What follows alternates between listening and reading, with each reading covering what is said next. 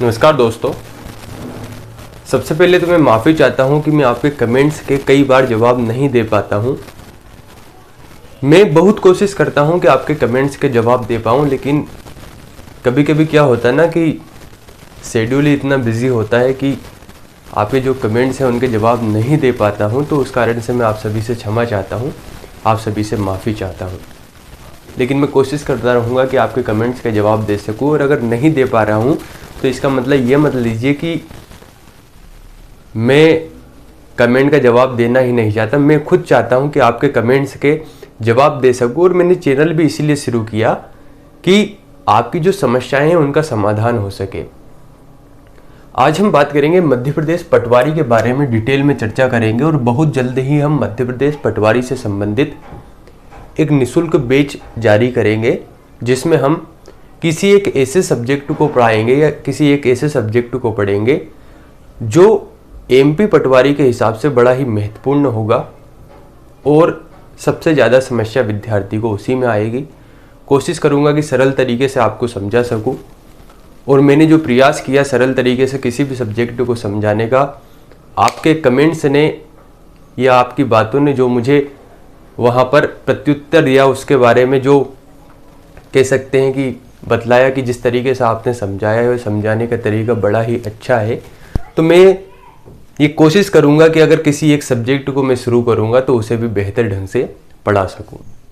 मध्य प्रदेश पटवारी से संबंधित 2-3 चीज़ें आज हम बात करेंगे।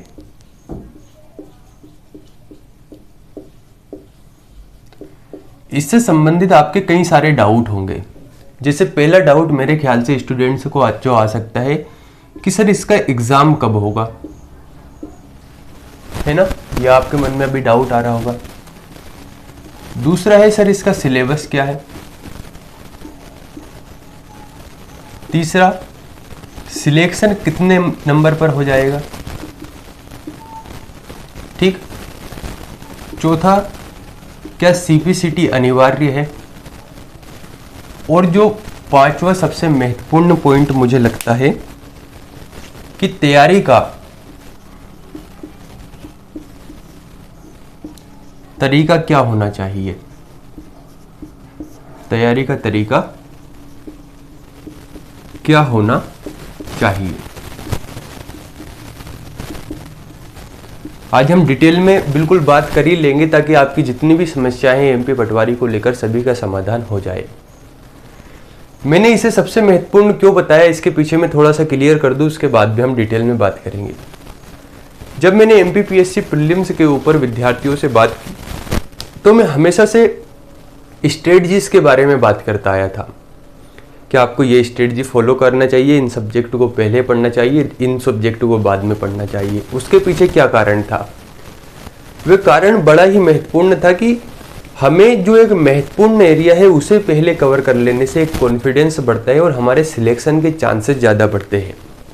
और जो प्री का एग्ज़ाम हुआ उसने बता दिया कि स्ट्रेटजी जो मैंने बताई थी वे स्ट्रेटजी कितनी कामयाब थी, और जिस तरीके से चीज़ों को बताया था वे सभी आपके लिए बड़ा ही उपयोगी रहा।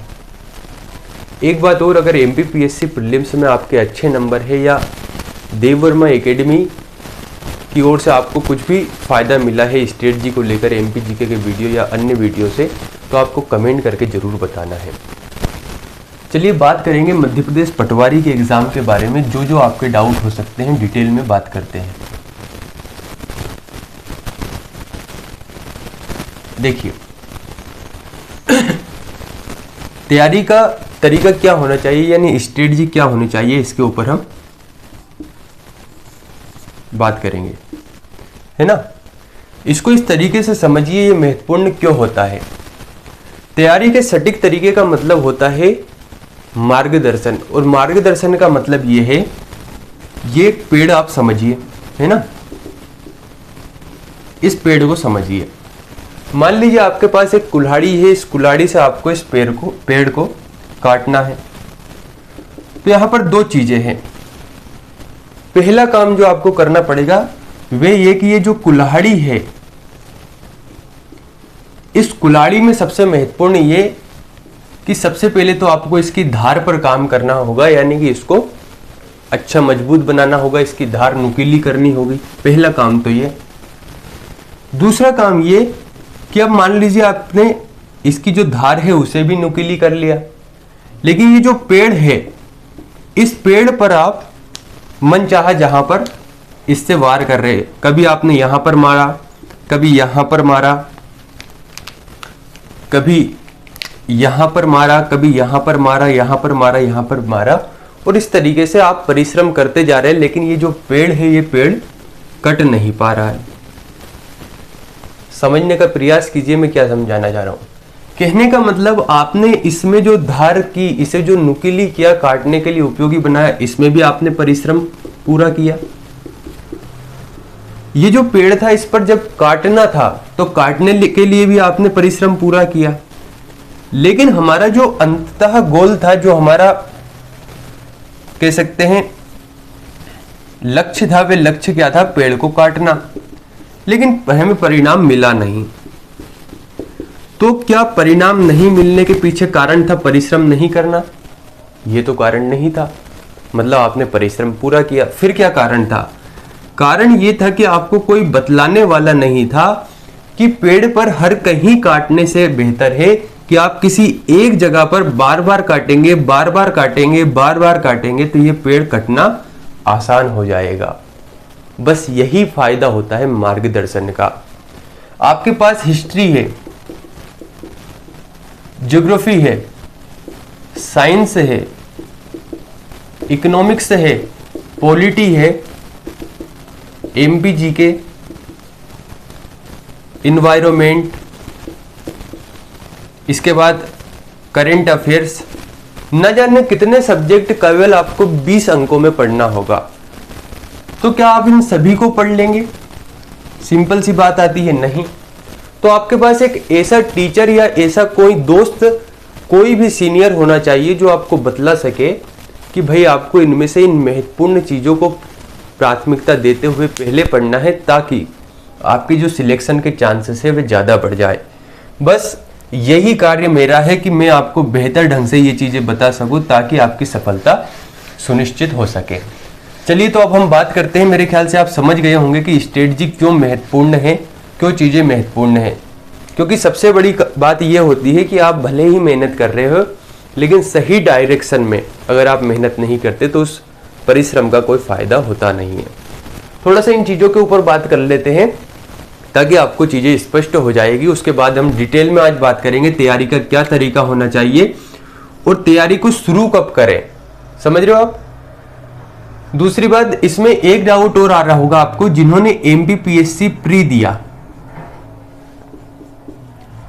अगर किसी के नंबर कम है तो उन्हें तो तैयारी करने का मन में आ ही रहा होगा। उनके पास दो ऑप्शन आ रहे होंगे कि क्या हम प्री जो अगले साल होने वाला है या अगला जो एग्जाम होने वाला है, क्या उसकी तैयारी करें या पटवारी की तैयारी करें। डाउट आ रहा होगा। जिनका सिलेक्शन थोड़ा सा हो सकता है कुछ अंकों की वजह से उन्हें लग रहा होगा कि शायद प्री नहीं निकल पाएगा, उनके मन में डाउट आ रहा होगा, तो वो क्या करें। तो अब हम डिटेल में बात करेंगे, हर एक चीजों को समझेंगे। हो सकता है वीडियो थोड़ा सा लंबा हो जाए, लेकिन अगर आप पूरा देख लेते हो तो यकीन मानिए मध्य प्रदेश पटवारी के एग्जाम को लेकर आपके जितने भी डाउट है इस एक वीडियो से सारे ही क्लियर हो जाएंगे। सबसे पहली बात आती है सीपीसीटी को लेकर। सबसे ज्यादा प्राथमिकता मैं इसको दे रहा हूं क्योंकि विद्यार्थियों के बहुत ज्यादा डाउट है सीपीसीटी को लेकर। क्या पटवारी के एग्जाम में सीपीसीटी वास्तव में अनिवार्य हो गया है या नहीं, प्रश्न ये उठता है।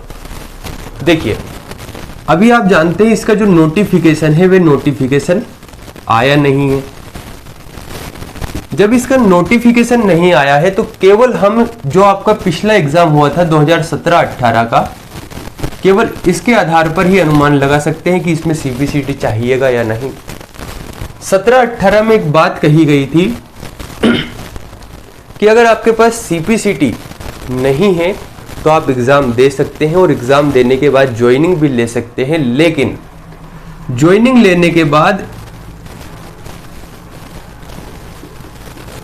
ज्वाइनिंग से लेकर 2 वर्ष के अंदर, यानी आपकी ट्रेनिंग चलेगी, आप कार्य करेंगे, 2 वर्ष के अंदर आपको सीपीसीटी करना है और सीपीसीटी करके जमा कराना है। सीपीसीटी, ठीक है।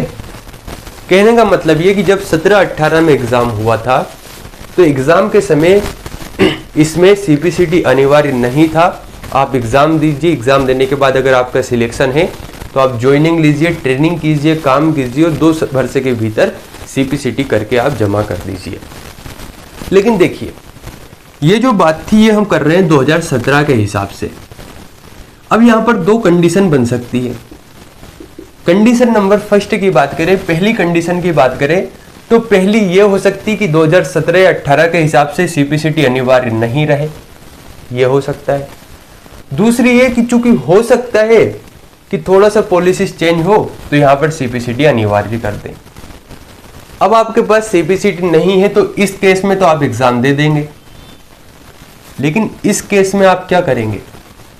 हो सकता है कि आपके पास इतना नॉलेज हो कि आप पटवारी के एग्जाम में 95 अंक लाने के योग्य हो, लेकिन केवल सीपीसीटी के एक डिप्लोमे के न होने की वजह से आप एग्जाम नहीं दे पाओगे। बहुत गहराई से इस बात को समझिए तो आपको बातें समझ में आएगी। कहने का मतलब यह है कि अगर सीपीसीटी नहीं है और अनिवार्य कर दिया तो आपके नॉलेज का कोई मतलब नहीं रहेगा पटवारी के एग्जाम में। तो इसका सबसे अच्छा तरीका क्या है? सबसे अच्छा तरीका यह है, जुलाई में आपका एग्जाम होने वाला है सीपीसीटी का। अभी जून में हुआ है ना, जून में हुआ या मई में हुआ, शायद मई या जून इसमें से किसी में हुआ है। तो अगला जो एग्जाम है वह होने वाला है जुलाई में। जुलाई में जो आपका एग्जाम होने वाला है इसमें आप सीपीसीटी कीजिए। अब प्रश्न ये आएगा कि सर सीपीसीटी बड़ा ही टफ है। देखिए, समझने का प्रयास कीजिए। सीपीसीटी में आपको जहां तक मैं जानता हूं 38 नंबर इसमें पासिंग मार्क्स होते हैं पेपर में, 38 नंबर आपको लाने हैं। इस पेपर के जो सिलेबस है इसकी बात करें तो इसमें है आपका मैथ्स से हटा के मैं सीधा जीके लिख देता हूं और एक चीज लिख देता हूं कंप्यूटर। जहां तक मुझे उम्मीद है इसमें 52 मार्क्स का कंप्यूटर आता है और हमें कितना लाना है? 38 नंबर। और अगर मध्य प्रदेश पटवारी के एग्जाम की बात करें, इसके सिलेबस की बात करें तो इसके सिलेबस में 20 नंबर का आपका अलग से कंप्यूटर आता है। कहने का मतलब ये कि अगर आप कंप्यूटर को अभी से पढ़ना शुरू करें तो ये ना केवल सीपीसीटी में काम आएगा बल्कि एग्जाम में भी काम आएगा। तो क्यों ना दूसरे सब्जेक्ट को पढ़ने से बेहतर है हम कंप्यूटर को पढ़ें। तो अगर हम जीके अभी नहीं भी पढ़ रहे हैं तो हमें 52 में से 38 नंबर केवल कंप्यूटर के आधार पर आ जाए और हमारा सिलेक्शन हो जाएगा, हमारा सीपीसीटी निकल जाएगा। तो ये तो थी सर पेपर की बात, ठीक है, हम पेपर को समझ गए। दूसरा जो चीजें बची हुई है उसमें जीके आता है तो कुछ भी करके आप 5 अंक यहां से ला सकते हैं। कहने का मतलब पेपर आपका नहीं रुकेगा। दूसरी बात आती है टाइपिंग को लेकर। तो जो टाइपिंग है, टाइपिंग में आपकी 2 चीजें होती है, एक तो हिंदी टाइपिंग, एक इंग्लिश टाइपिंग। तो पटवारी के लिए जरूरी है हिंदी टाइपिंग। इंग्लिश टाइपिंग अगर आपकी नहीं भी निकलती है तो उससे फर्क नहीं पड़ता, बस आपको हिंदी टाइपिंग आना चाहिए। तो अभी अगर हम मोटे तौर पर देखें तो लगभग 40 दिन आपके पास है सीपीसीटी को लेकर। जुलाई अंत में ये एग्जाम होने वाला है और कोई भी विद्यार्थी जिसने जीवन में कभी भी कंप्यूटर नहीं चलाया होगा, कभी भी कीबोर्ड हाथ में नहीं लिया होगा, लेकिन वह भी आज से ही तैयारी करना शुरू कर दे, आज से ही टाइपिंग करना शुरू कर दे, तो इन 40 दिनों में वहां पर आपकी स्पीड होना चाहिए टाइपिंग की हिंदी के लिए 20, लेकिन इन 40 दिनों में वह 25 भी ला सकता है। समझने का प्रयास कर रहे हैं आप? कहने का मतलब यह है कि सीपीसीटी 17 के पेपर में अनिवार्य नहीं थी और अच्छी बात है कि अगले पेपर में भी अनिवार्य नहीं रहे, लेकिन इन केस अगर अनिवार्य कर दी जाती है तो समस्या आपको बहुत होनी है। इसलिए अभी आपके पास समय है, उन सब्जेक्ट को पढ़ना शुरू कर दीजिए जो पटवारी के सिलेबस और सीपीसीटी के सिलेबस में सेम है, यानी विशेष तौर से कहूं तो कंप्यूटर को, और टाइपिंग आज से ही शुरू कर दीजिए ताकि आप सीपीसीटी क्वालिफाई कर पाए। तो अब आप समझ गए। कहने का मतलब ये कि हमें सीपीसीटी डिप्लोमा कर लेना है, हमारे पास अभी समय है, हमें कोई एक्सक्यूज नहीं देना है, कोई बहाना नहीं बनाना है। अगर बहाना बनाओगे तो वही हाल होगा जो एमपीपीएससी प्री के एग्जाम में हुआ है। 5 महीने पहले से चीजों को बतलाता आया हूं, लेकिन बाद में अंततः 20 दिन पहले स्टूडेंट कह रहे हैं कि सर अब समय नहीं बचा, पहले से हम शायद आपकी बात मान लेते तो सिलेक्शन ले लेते, लेकिन अब समय नहीं बचा, अब मेंटली प्रेशर आ रहा है, कई चीज़ें हो रही है, हम सिलेक्शन से दूर होते जा रहे हैं। तो मेरे दोस्तों ये गलती बिल्कुल भी ना करें। ये बात आज आपको ऐसी लग रही होगी कि सर ज्ञान दे रहे हैं, नहीं, मैं रियलिटी पर बात कर रहा हूं कि अगर अनिवार्य कर दिया तो इतनी मुश्किल होगी, फिर आप कमेंट करेंगे कि सर अब क्या करें, हम तो एग्जाम ही नहीं दे पा रहे हैं। तो मेरे कहने का मतलब समझिए, अभी आपके पास पर्याप्त समय है, सिलेबस में से कंप्यूटर पढ़ना शुरू कर दीजिए और सीपीसीटी के लिए टाइपिंग शुरू कर दीजिए। टाइपिंग करके सीपीसीटी का डिप्लोमा ले लीजिए, आपका काम हो जाएगा। तो मेरे ख्याल से सीपीसीटी वाला जो डाउट है वो आपका क्लियर हो गया होगा। नेक्स्ट बढ़ते हैं। नेक्स्ट क्या है हमारा, एग्जाम को लेकर बात करते हैं ना, कि सर एग्जाम कब होगा। देखिए, मैं ये नहीं जानता कि इसका एग्जाम कब होगा, मैं सीधे तौर पर बतला देता हूं। मैं कोई अफवाह वाली बात नहीं करूंगा या भ्रमित करने वाली बात नहीं करूंगा। मुझे नहीं पता कि इसका एग्जाम कब होगा, लेकिन एक बात आप भी जानते हैं कि पटवारी के पदों को स्वीकृति मिल चुकी है। स्वीकृति मिलने का मतलब होता है कि एग्जाम होना तय है। अब जब स्वीकृति मिली है और एग्जाम होना तय है और आप सोच रहे हैं कि सर नोटिफिकेशन कब आएगा, तो ये आपकी सबसे बड़ी मूर्खता है। इसके पीछे कारण मैं बतला देता हूं। हमें कम से कम टारगेट लेकर चलना है 90 अंक तक का, कि हमें पटवारी में 90 अंक लाना है। जब आप 90 अंक का टारगेट लेकर चलेंगे तब आपके 84 से लेकर 88 के बीच अंक आ पाएंगे। और मैं ये नहीं कह रहा हूं कि इसका कट ऑफ कितना जाएगा, लेकिन निश्चित तौर पर एक बात जरूर कह देता हूं कि 17-18 में अगर औसतन बात करें इसके सिलेक्शन की, तो 80 प्लस इसका कट ऑफ गया था, है ना। 80 से ज्यादा अंक है तो आपका सिलेक्शन हो जाएगा। जब 17-18 में ये कट ऑफ गया और उस समय पोस्ट भी ज्यादा थी, यानी पद भी ज्यादा थे, और फॉर्म आपके कितने डले थे आप जानते ही है। उसकी अपेक्षा अगर हम 2022-23 की बात करें, या 22-23 में आप समझिए कि 2017-18 में जितनी पोस्ट थी उससे पोस्ट भी कम होना है, और इसकी अपेक्षा फॉर्म ज्यादा डलना है। इसका मतलब समझ रहे हो आप? इसका मतलब है कि ये जो अंक है कोई बड़ी बात नहीं, ये 85 प्लस भी हो सकता है। बहुत गहराई से इस बात को समझे ना, तब आपको बातें समझ में आएगी। 17-18 में जितनी भी पोस्ट थी, अधिकतम पोस्ट होने के बावजूद 80 प्लस कट ऑफ गया, और 2022-23 में उसकी अपेक्षा कम पोस्ट होने के कारण और फॉर्म अधिक डलने की वजह से आपकी जो लिस्ट है बहुत हाई जाएगी। और अगर लिस्ट हाई जाती है तो आपके लिए हवाई तरीके से पढ़ने में काम नहीं होगा। उसके लिए जरूरी है इसके सिलेबस को ऐसे पढ़ डालना कि क्वेश्चन कुछ भी बने हमारा सही होना चाहिए। और याद रखिए, 85 प्लस अंक लाना कोई हलवा नहीं होता है। 85 प्लस अंक लाने के लिए जी जान से जुटना पड़ता है, इतनी मेहनत करनी पड़ती है कि हालत खराब हो जाती है मेहनत करते करते। अभी अगर आपने मेहनत नहीं की होगी ना पढ़ाई करते समय, तो समझ में आ रहा होगा आपको। जब पढ़ने बैठोगे, गोल तो आप बना लेते हो 12 घंटे पढ़ने का, लेकिन मैं गारंटीड कहता हूं 3 से 4 घंटे के बाद क्या हालत होती है ये सिर्फ आप ही जानते हैं।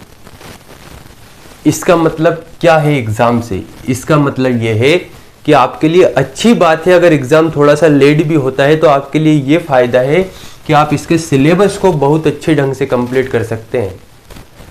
एग्जाम जल्दी होने से कुछ नहीं होगा। मान लीजिए एग्जाम जल्दी हो गया, नोटिफिकेशन आ गया, क्या आप तैयार हैं अभी 80-85 नंबर लाने को?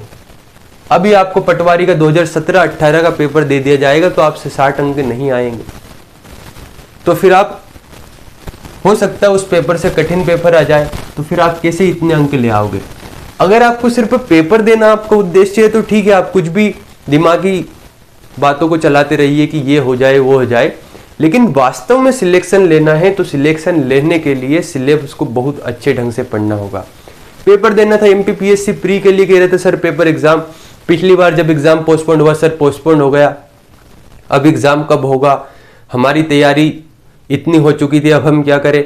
एग्जाम हो गया, एग्जाम होने के बाद आपको खुद को पता है कि आपका पेपर कैसा गया, मुझे बताने की जरूरत है नहीं। तो कहने का मतलब एग्जाम और परिणाम जब आपके हाथ में है ही नहीं तो अपनी मेहनत पर ध्यान दीजिए। कम से कम आपका फायदा तो होगा, आपके घर वालों का फायदा तो होगा। तो कहने का मतलब दो चीजें, एक तो सीपीसीटी और एग्जाम, इसको अच्छे से समझिए। हमें अगर इतने अंक लाना है तो हमें इन मसलों में नहीं पढ़ना कि एग्जाम कब होगा। एग्जाम होगा, नोटिफिकेशन आ जाएगा, एग्जाम हो जाएगा। अगर अच्छे से पढ़ाई करते हैं तो सिलेक्शन हो जाएगा, नहीं पढ़ते हैं तो नहीं होगा। सीधी सी बात ये है। दो चीजें हो गई, हमारा एग्जाम का हो गया, सीपीसीटी का हो गया। तीसरा सिलेक्शन। तो सिलेक्शन के ऊपर हम बात ही कर चुके कि अगर आपको सिलेक्शन चाहिए तो हमें 90 नंबर का सोचना होगा, 90 हमारा टारगेट होना चाहिए, तब जाकर हम 80 प्लस अंक ला सकते हैं, 85 प्लस अंक ला सकते हैं। तो ये तो हुई हमारी कुछ महत्वपूर्ण बातें। अब हम बात करते हैं कुछ अन्य चीजों के बारे में।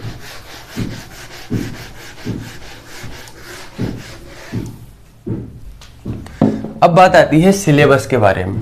चलिए सबसे पहले ये देख लेते हैं कि जिन्होंने एमपीपीएससी प्री में कम नंबर आए हैं वह पटवारी का एग्जाम दे या नहीं दे, क्या करे।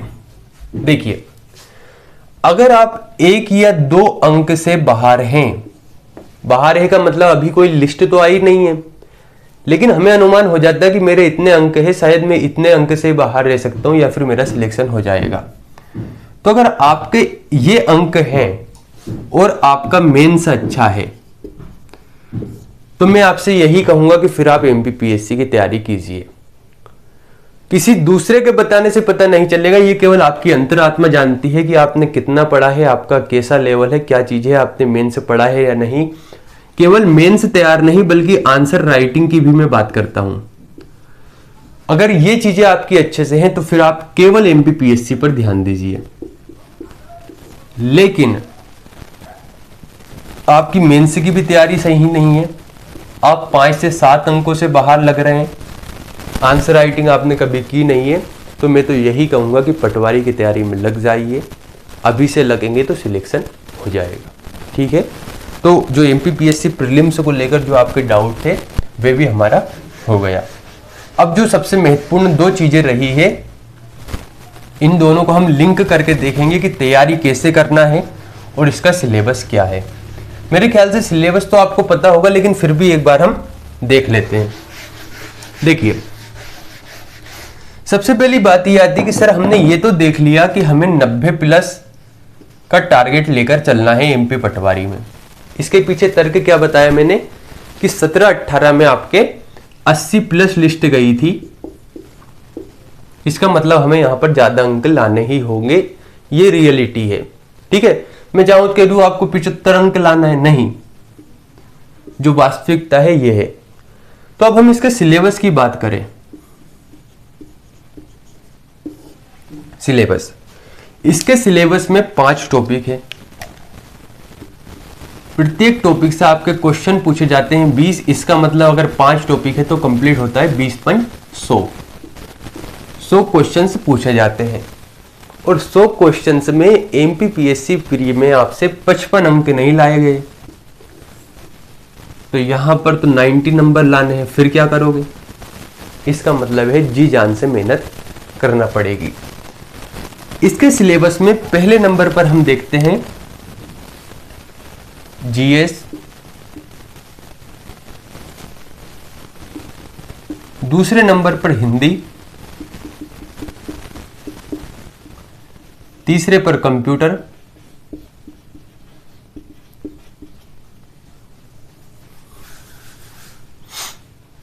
चौथे पर हो गया आपका मैथ्स, इसके बाद ग्रामीण अर्थव्यवस्था,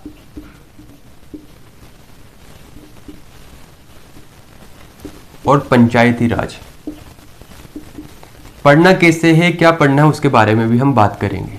देखिए, सबसे पहली बात यह आती है कि सर इसमें स्ट्रेटजी क्या होनी चाहिए। ये तो सिलेबस हो गया, जो आपका अंतिम पॉइंट था, पॉइंट नंबर 5 तैयारी को लेकर, उसके बारे में हम बात करेंगे।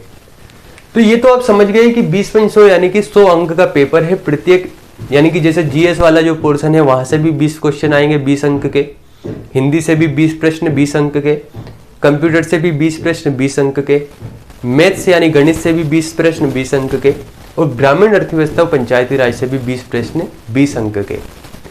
कहने का मतलब हर एक जो पोर्शन है वहां से 20-20 अंक लाना है। तो अब बात ये आती है कि सर अगर हमें 85 अंक लाना है तो इसका मतलब यह है कि हमें कम से कम 2 या 3 सब्जेक्ट में 20-20 लाना पड़ेगा। तो अब कौन से सब्जेक्ट को चुने? मान लीजिए उदाहरण के लिए, देखिए सीधी सी बात तो यही है कि अगर आपको 90 का टारगेट लेकर चल रहे हैं तो 3 सब्जेक्ट में कम से कम 20-20 तो लाना ही होगा। तो 20-20 लाने की अगर मैं बात करूं, मान लीजिए आपने कह दिया कि सर मैं जीएस में 20 नंबर लाऊंगा। असंभव नहीं है लाना, ला सकते हो, मैं मना नहीं कर रहा हूं। मुझे आपकी जो कह सकते हैं काबिलियत है उस पर शक भी नहीं है, आप ला सकते हो बिल्कुल। लेकिन समझने का प्रयास कीजिए कि इस जीएस में हिस्ट्री है, ज्योग्राफी है, एमपी जीके है, करेंट अफेयर्स है, इकोनॉमिक्स है, साइंस है, पॉलिटी है, इन्वायरमेंट है, दुनिया भर की चीजें जहां तक आप सोच सकते हैं वे सभी चीजें हैं इस जीएस में। इसका मतलब क्या कि इसका जो क्राइटेरिया है वे बहुत ज्यादा बड़ा है ना। अब बड़ा सिलेबस होने की वजह से निश्चित तौर पर आप पूरे सिलेबस को याद तो नहीं रख सकते, और अगर याद रखते हैं तो दूसरी चीजें छूट जाएगी। इसका मतलब क्या? इसका मतलब यह कि 20 में से 20 लाने के लिए बहुत बड़ा टास्क है। तो चलिए दूसरे को देखते हैं, अगर दूसरा समझ में आता है तो इसमें कम ले आएंगे। दूसरा है हिंदी। हिंदी भी आपका 20 अंक का है, लेकिन अगर आप जीएस की अपेक्षा देखेंगे तो केवल एक सब्जेक्ट पढ़ना है, और जीएस में आपको कम से कम 15 सब्जेक्ट पढ़ना है। तो 15 के अनुपात में अगर हम एक सब्जेक्ट को देखें तो आपको लग रहा होगा सर सरल तो यही लग रहा है। इसका मतलब क्या है कि इस बात को हम लॉक कर सकते हैं कि हमें हिंदी में 20 में से 20 लाने का प्रयास करना है। समझ गए आप? दूसरा, कंप्यूटर की बात करते हैं। कंप्यूटर से भी 20 प्रश्न आते हैं। तब बात यह आती है कि हिंदी और कंप्यूटर के सिलेबस की अगर हम तुलना करें, हिंदी के और कंप्यूटर के, इन दोनों के सिलेबस की अगर तुलना करें तो हिंदी के सिलेबस से कंप्यूटर का सिलेबस बहुत छोटा है, और लाना कितने हैं? 20 अंक। कहने का मतलब ये कि जीएस की अपेक्षा बात करें तो उसके सामने मान लेते हैं 100% जीएस है तो 20% कंप्यूटर है। इसका मतलब बहुत कम पढ़ना होगा। जब बहुत कम पढ़ना है तो क्यों ना इसमें भी 20 में से 20 लाने का प्रयास किया जाए। दूसरा हमारा फिक्स हो गया, हमें 3 सब्जेक्ट देखने हैं। तीसरा है मैथ्स। मैथ्स में भी 20 क्वेश्चन पूछे जाएंगे 20 अंक के। तो प्रश्न ये उठता है कि सर मैथ्स में लाया जा सकता है? बिल्कुल लाया जा सकता है। मैथ्स की तो एक खासियत है कि यहां पर तो अंक आप ला सकते हैं। बस इसके लिए थोड़ा सा ये है कि इसके जो चैप्टर हैं उन्हें अच्छे से पढ़ लीजिए, कॉन्सेप्ट क्लियर कर लीजिए। अब इसमें से कुछ विद्यार्थी ऐसे होंगे जिन्हें मैथ्स से बहुत डर लगता है। अगर आप चाहते हैं कि मैथ्स से आपको डर लगता है, कुछ सरल तरीके से मैथ्स पढ़ना चाहते हैं तो मैं पढ़ा सकता हूं। बस आपको कमेंट करके बताना है कि आपको मैथ्स पढ़ना है या नहीं, क्योंकि मैंने बहुत से विद्यार्थियों के मन में एक डर देखा है। आज भी मैथ्स को लेकर उनके मन में बहुत सारे कयास लगे हैं, बहुत सारे डर बैठे हुए हैं कि सर बस मैथ्स मत पढ़ाइए, मैथ्स सिलेबस में मत दीजिए, बाकी दुनिया भर की चीजें दे दीजिए। लेकिन जिसको मैथ्स में इंटरेस्ट है उसको पता है कि मैथ्स में अंक लाना कितना आसान है। तो अगर आप मैथ्स पढ़ना चाहते हैं, पटवारी के सिलेबस में आप किसी भी सब्जेक्ट को छोड़ नहीं सकते, वरना सिलेक्शन भूल जाइए। तो अगर आप मैथ्स पढ़ना चाहते हैं और सरल तरीके से पढ़ना चाहते हैं, बिल्कुल पटवारी या व्यापम के हिसाब से पढ़ना चाहते हैं, तो केवल आपको कमेंट करके बताना है कि सर हम मैथ्स पढ़ना चाहते हैं। बहुत जल्द हम क्लासेस शुरू कर देंगे और बिल्कुल मैथ्स को कंप्लीट करते हुए चलेंगे। ठीक है? तो इसका मतलब यह है कि इन 3 में 20 में से 20 लाया जा सकता है।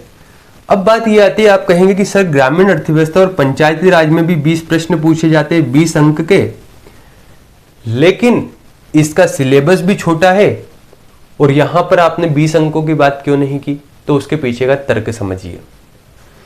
जो ग्रामीण अर्थव्यवस्था पंचायती राज है, इसका सिलेबस तो छोटा है, लेकिन अगर आप 17 में देखेंगे तो कुछ विद्यार्थी ऐसे भी थे जिनके जीएस में 20 में से 20 अंक थे। लेकिन ग्रामीण अर्थव्यवस्था और पंचायती राज में वे केवल 14 से 15 अंक लाए। इसका मतलब क्या है कि ये सब्जेक्ट सरल है, लेकिन यहां से क्वेश्चन आंसर जो होते हैं वे हमसे सरल तरीके से बन नहीं पाते। इसका कारण है इसमें लगा है ग्रामीण अर्थव्यवस्था। बहुत सारे यहाँ पर फैक्ट आएंगे जो आपके सीधे इकोनॉमिक्स से रहेंगे। हो सकता है बजट से पूछ लिया जाए, हो सकता है यहाँ पर किसी ने कोई सी दर या यहाँ पर जारी की तो उससे पूछ ली जाए। इसका मतलब झंझट ज़्यादा है, 20 में से 20 लाना यहाँ पर बड़ा मुश्किल है। तो क्यों ना हम उन चीज़ों को तय करें जहाँ से 20 में से 20 लाए जाए। तो पहला हिंदी, कंप्यूटर और मैथ्स। इसमें सबसे पहले अगर आपकी CPCT कंप्लीट नहीं हुई है तो आप कंप्यूटर को पढ़ना प्रारंभ कीजिए, इसके साथ एक और सब्जेक्ट को उठा लीजिए। तो ये तो हो गया यहाँ तक क्लियर। अब बात आती है कि सर ये तो हम समझ गए, तो GS और ग्रामीण अर्थव्यवस्था में हमें क्या करना है। देखिए, चूंकि ग्रामीण अर्थव्यवस्था पंचायती राज का सिलेबस छोटा है तो इसे तो आप कंप्लीट कर लेंगे, लेकिन GS वाले में क्या करेंगे। थोड़ा सा अगर मैं GS के सिलेबस को लिखूंगा तो हो सकता है आप सिलेबस देखकर ही डर जाएं। जो ये आपका 20 अंक का है ना, इसमें आप देखिए क्या क्या सब्जेक्ट है। शुरू से ही मैं लिखता आ रहा हूं। इसमें आपको पढ़ना है MPG, इसमें आपको पढ़ना है ज्योग्राफी, इसमें आपको पढ़ना है इतिहास यानी हिस्ट्री, इसी में साइंस में तीनों यानी फिजिक्स, केमिस्ट्री और बायोलॉजी, इसी में आपको इन्वायरमेंट,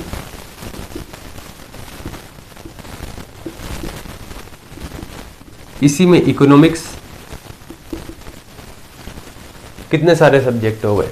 और 3 भाग इसके हैं, 3 ये जोड़ी है, 3 भाग इसके हैं। क्यों? क्योंकि मध्य प्रदेश का भूगोल अलग हो जाता है, मध्य प्रदेश की संवैधानिक राज्य व्यवस्था एक टॉपिक अलग हो जाता है, और इसी में एक और बात करें तो यहाँ पर मध्य प्रदेश की अर्थव्यवस्था अलग हो जाता है। तो 3 और 3 6 ये हो गए। ज्योग्राफी में आपके 2 टॉपिक है, यानी कि एक इंडियन ज्योग्राफी, एक वर्ल्ड ज्योग्राफी। तो एक एक ये जोड़ते हैं तो यहाँ पर हो जाता है 8। हिस्ट्री आपका इतना बड़ा सब्जेक्ट है कि आपसे 3 महीने लगाए तो कंप्लीट ना हो। इसके 3 पोर्शन है, एंशिएंट, मिडाइवल और मॉडर्न। इन्वायरमेंट, इकोनॉमिक्स, इसके बाद पॉलिटी।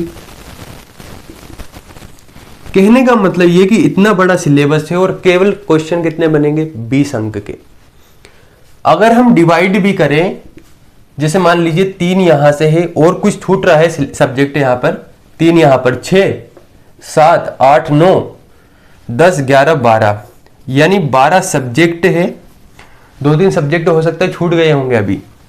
और क्वेश्चन कितना बनना है, 20। अगर हम डिवाइड करते हैं तो लगभग किसी एक से 1 या 2 क्वेश्चन बनेंगे। समझ रहे हो आप? 1 या 2 क्वेश्चन के लिए आपको पूरा सब्जेक्ट पढ़ना होगा। तो उससे बेहतर है कि आप इन तीनों को तैयार पहले कर लें, इसके बाद इस पर ध्यान दें।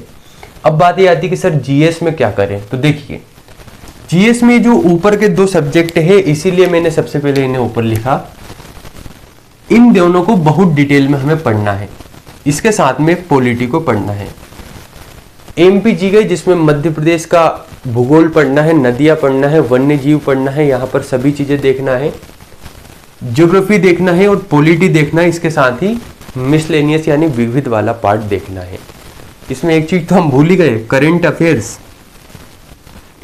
ये भी यहाँ पर पूछा जाता है। करंट अफेयर्स में आपको खेल पर ध्यान देना है, योजनाओं पर ध्यान देना है और पुरस्कारों पर ध्यान देना है। देखिए, तो आपको MPG के ज्योग्राफी, पॉलिटी, करंट अफेयर्स पहले GS में ये तैयार करना है, ये वाला पोर्शन बाद में करना है। इनको सबसे पहले कंप्लीट करना है। तो उम्मीद करता हूं कि आपके जितने भी डाउट है पटवारी को लेकर सभी क्लियर हो चुके हैं।